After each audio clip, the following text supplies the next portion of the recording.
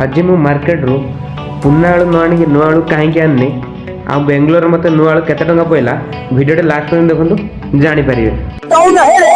तो हेलो सांग माने मो ना सिपू मु बेंगलोर गोटे छोटिया कंपनी काम करे। मोर बहुत दिन आशा था मु नुआ आलू खाइम बोली से मु जल्दी जल्दी कंपनी छुट्टी होगी बाहर जाइए मार्केट पाई कारण मु बहुत एक्साइटेड भी थी नुआ आलू खाइबा आ सांग मैंने क्या नुआ आलू खाइबा पसंद मत कमेंट रे जणाइबे। तापर मु एमिति कथबार्ता होगी जाऊए काले घर कथा मन पड़ेगा घरे कहूँ लगे बेंगलोर केते नुआ आलू अच्छी मत जनइबू तो मुझे कहली हाँ मु मार्केट जाए तापर कॉल करके जनइबी केते अच्छी बेंगलोर नुआ आलू रेट। तेणु मुझे एमती कहीकि फाइनाल आसिकी परिया दुकान पहुँची तो आलू मालू सब रोक अच्छी देखी पारे। तापर मु दुकान वाला पचार को आलू केते अच्छी से बोले पुना आलू अच्छी 20 टंका नुआ आलू अच्छी 40 टंका बोले एवं नुआ आलू आएगा एत रेट ना जहाँ जरा कहूँ मुझे 2 किलो नहीं जाइनी आलू आउ ता सहित किसी पनीपरिया भी नहीं आइली।